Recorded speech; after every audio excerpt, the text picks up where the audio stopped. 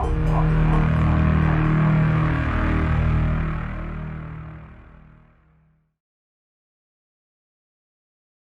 last storm was already on the horizon when I woke that Sunday morning. It hung in the south, a solid black wall of dust, churning and seemingly motionless. I'd every intention of sleeping late into the morning, as had been my Sunday custom since Adele and the girls had left, but the distant rumbling and crackle of lightning dragged me from the bed just after sunrise. I shuffled drowsily around the farm in the early morning, lashing the doors of the barn, rounding up the 2 stubborn hogs, and shuttering the windows, but soon I found myself rooted in place, captivated by the writhing shape in the sky. It stretched impossibly wide across the open sky, rolling across the border from Nebraska. The air had a dry, electric chill, and already the sickly yellow wheat swayed in anticipation. I was in a trance, eyes locked on the distance when I saw a small light dust plume to the west, picked out in stark contrast with black beyond. The horse and rider at the base of the little dust devil approached the farm at a sharp trot, and my dust-bleary eyes registered the silhouette. Carl Jordan had owned the farm next to mine for as long my family has been in the Dakotas. I grew up with his great booming laughter warming our home nearly every night. His usual broad, yellowing smile was absent beneath recently trimmed mustache and broad-rimmed black hat. His dark suit was blotted with fine layer of grit that he brushed absently at. "Eddie?" His voice was tired and small as he looked down at me. "No church today?" I hadn't been in months and he'd once admitted to envying me. I just didn't see the need any longer, and I've relished the extra hours. I ignored the question. "What's troubling you, Carl?" "Matty all right envying me. I just didn't see the need any longer, and I've relished the extra hours." I ignored the question. "What's troubling you, Carl?" "Matty all right?" I asked. He turned towards the south, to the storm, and sucked loudly on his lower lip. After a few moments of thought he sighed deeply, with a phlegmy rumble. "The Hattersons are dead. All of them, 'cept Saul," he said evenly, not returning his gaze to mine. I drank this in for a moment, feeling the insides my sinuses beginning to burn in the cold and arid breeze. I briefly dwelt upon the image of the youngest Hatterson, a tow-headed toddler with the dim-looking smile I'd seen at the general store with Saul and Molly a few days prior. "How?" I asked finally. He grimaced slightly, still gazing south. "Saul's missing. No one seen him since last night. Molly and the kids are dead, and Saul's gone. It don't sound good." Carl slumped forward a little, and I saw, not for the first time, how old he was. "The whole hornet's nest is stirred up over in Picton. He was gonna lose the farm, they say." Fleetingly, it concerned me that I could easily see the connection between these facts. "Matty's fine," he said after another silent moment. "Just a little ill this morning, thanks for asking." He broke from the black clouds, and fixed his eyes on me. He offered a pale imitation of his familiar smile, but his eyes remained squinted tight, haunted. He looked as if he had more to say, but at last, he just nodded and gathered the reins. "Be safe, Eddie," he said, a phrase worn smooth by repeated use, and turned towards his farm, trotting quickly, head still crooked towards the storm. By noon, I could only watch as it reached up and blotted out the sun. The dust storm enveloped us, obscuring the sky like the hands of God. I did my best to ration the allotment of bourbon I'd poured off that morning, watching the black wind scour the earth through a broken shutter slat. During the storms of the years before, pale and weak compared to this tempest, Adele would huddle with the girls to read scripture, inevitably ending with the revelations in hushed reverent tones. I'd tried not to scowl at her fear and awe before, but now I could feel a little tremor of doubt in me, as I looked out at the sackcloth sky. When the sky darkened a few shades at nightfall, I prepared a small meal of bread and fried eggs, and drained the rest of the bourbon. Later, I laid in the unmade bed with the world spinning, and the sky howling outside, and tried not to think. The storm raged stronger than ever the next morning, the sun winking through the maelstrom, a fat circle of hazy orange like a fading coal. Late in the day, it showed no sign of abating, and I resigned to leave the house, if only to feed the animals. I tied my goggles to my head, and a damp bandana around my mouth, but I still gasped at the ragged burn of the dust when I stepped outside into the storm. The lining of my throat seemed to crack and bleed within moments. I could barely see the barn, but I set out instinctually towards it. A tall hillock of fine black dust was pressed to the side, and it took me a few kicks to clear the door. The dust had seeped in everywhere, and the hogs and cows were covered in a layer of grime. They stood still in their pens, eyes red and glassy, shuddering and jerking with each loud creak from the roof beams. They ignored the food. There was a twist in my chest when Carl arrived, leading the terrified horse behind him. His beard was matted with dust, and he had to sweep the lenses of the googles clean at my doorstep, but instead of entering, he only waved me out to join him. "You need to come with me," he shouted over the storm. The dust between his teeth had formed a thin black mud that flecked at the corners of his mouth. It was his tone, flat and even, that terrified me. I didn't argue, but pulled on goggles, and offered him a second bandana. I followed close behind him, one hand on the horse's haunch. Carl picked his way down the path, navigating by some uncanny memory of the curves in the little road. We walked cautiously and deliberately west for the better part of half a mile, past Carl's own farm, towards the leaning shape of the Collins farm. A throbbing dread began to stir in my breast as we approached. The door was thrown wide open and off one of its hinges, swinging violently in the wind. I could see Roger Collins, slumped in the door frame, the congealing blood on his forehead caked with the fine dirt. His eyes were open, the left eye beneath the bullet hole was flooded red, and tilted wildly skyward. Clutched in his curled hands was a rifle with one spent casing. Abigail Collins and her youngest were inside, curled tightly around each other in the corner of the room. The flowers of blood that bloomed on the fabric of their dresses was bright and vivid. Slumped upright at the dinner table, as if ready for a meal, was another figure, filthy and caked with black dust. He seemed composed, sitting upright and proud, despite the pinprick bullet hole, clean and bloodless, standing starkly in the center of his throat. His grimy skin was dried and shriveled, his eyes were closed, the lids sunken over the pits. It desiccated face. Saul Hatterson, hands clasped around a little revolver, looking for all the world like he'd been dead for a week. Saul Hatterson, grinning obscenely wide, showing dried black gums. Despite the roaring storm, there was an unearthly stillness in the little house, and I could hear my heart thudding in my ears. I turned to Carl with pitiful expression, a plea for some sort of understanding. I was bringing them some canned food.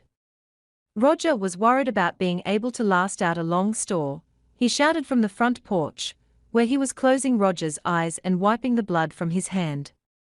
He looked up at me and stood. "Jed's missing."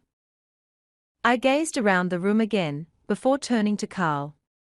"You don't think that Jed—" I began, letting the idea remain unsaid. Jed was a quiet and sickly kid, but something about him had always set my teeth on edge. "No," he barked. "I don't think a 15-year-old could be capable of this." But I didn't think Saul was either. "None of this makes any sense," he brushed the lenses of his goggles clean once more. "No, it does not." I agreed. "We should head into Picton to tell someone, but I need you to drive the Collinses forward. I can make it between our 3 farms on foot reliably enough, but I don't think me or that horse could make it all the way into town." Carl looked mildly embarrassed, hidden as he was behind dust and beard, and I followed him to barn. The Model A made a few grinding rasps before dying completely, refusing to respond to anything. When I opened the gas cap, a damp and clumping mixture of dust and gasoline tumbled from the little opening. My breath came in increasingly shallow gasps, as we moved, increasingly shallow gasps, as we moved to the Collins's tractor, unscrewing the cap. The same reeking clay was stuffed to the top of the tank.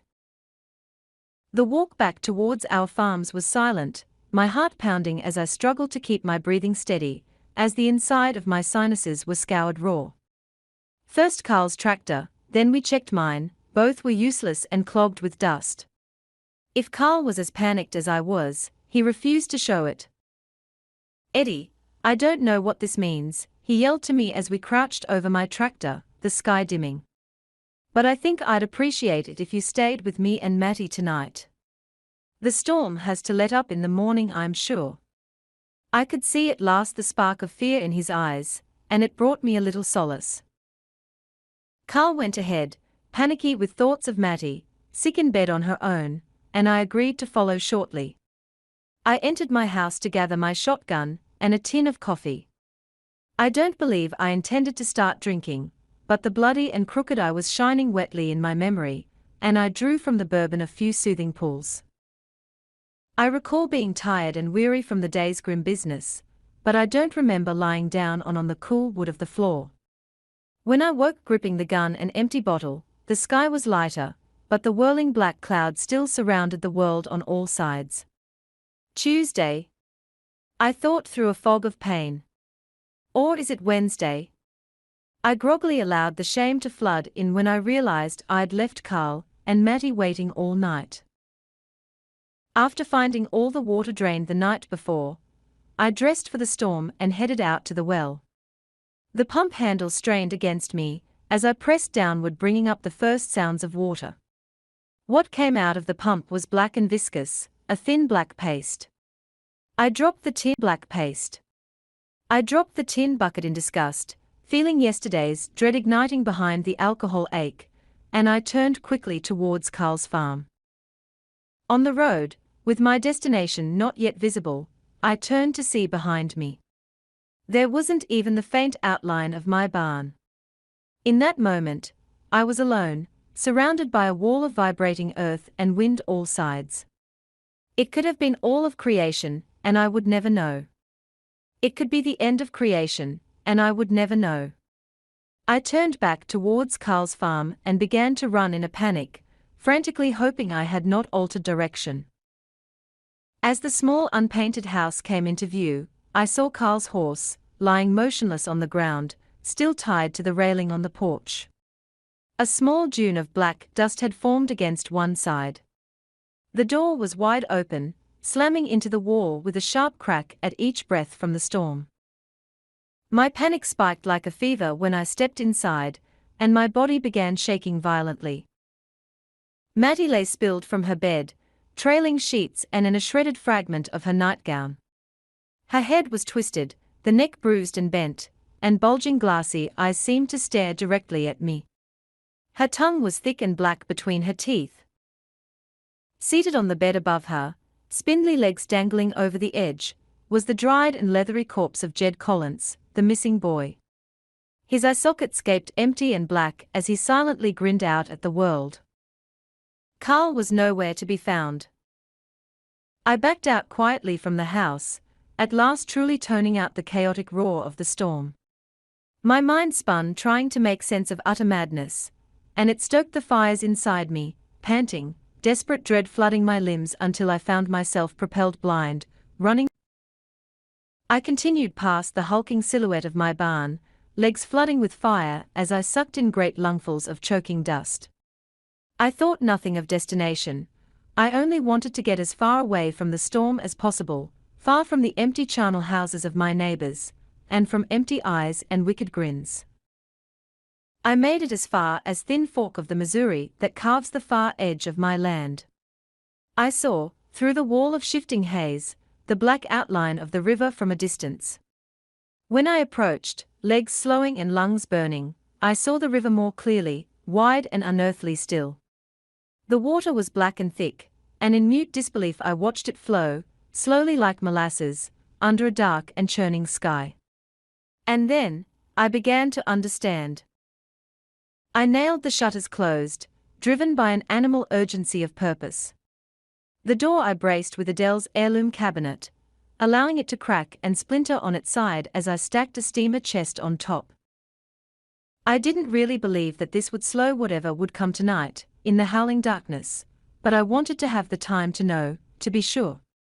The last bourbon bottle lay empty on the floor, and I was glad for this, for the chance to be clear-headed at last.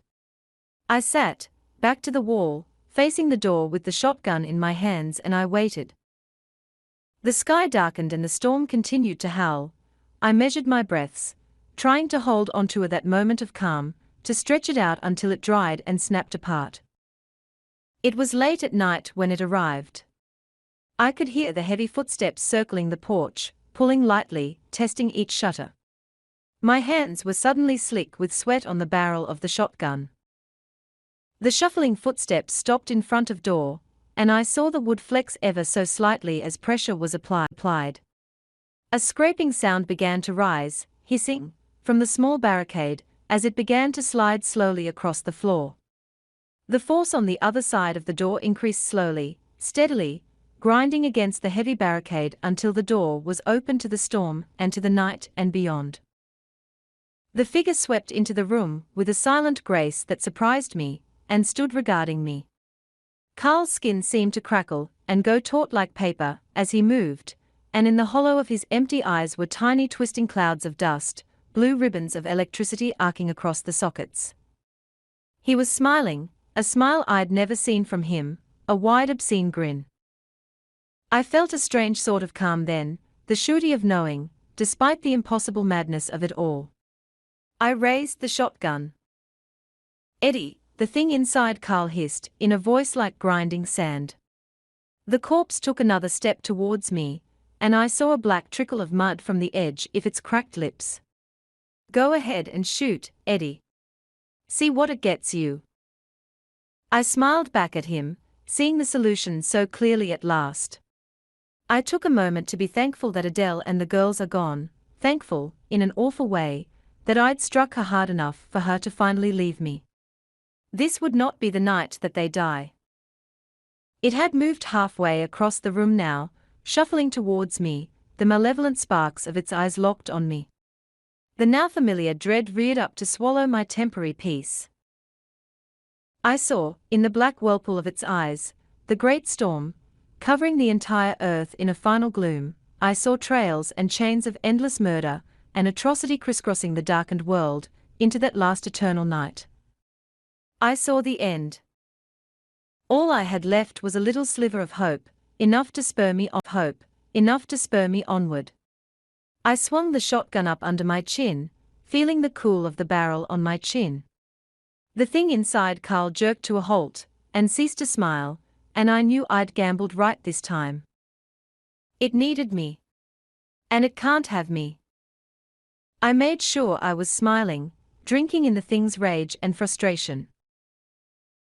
The thing roared and with a leap, burst from Carl's body, his drying muscles snapping and shredding into long fraying fibers, as it shed him like a coat, thudding to the floor behind. It was a swirling cloud, a flurry of dust, coursing with lightning and pure, elemental hatred that I saw then, surging towards me faster than I would have believed possible. Thin tendrils coiled, and tightened, and wound their way through air, twisting towards my mouth and nose. I could feel them caress the raw passages of my lungs, hot, twisting and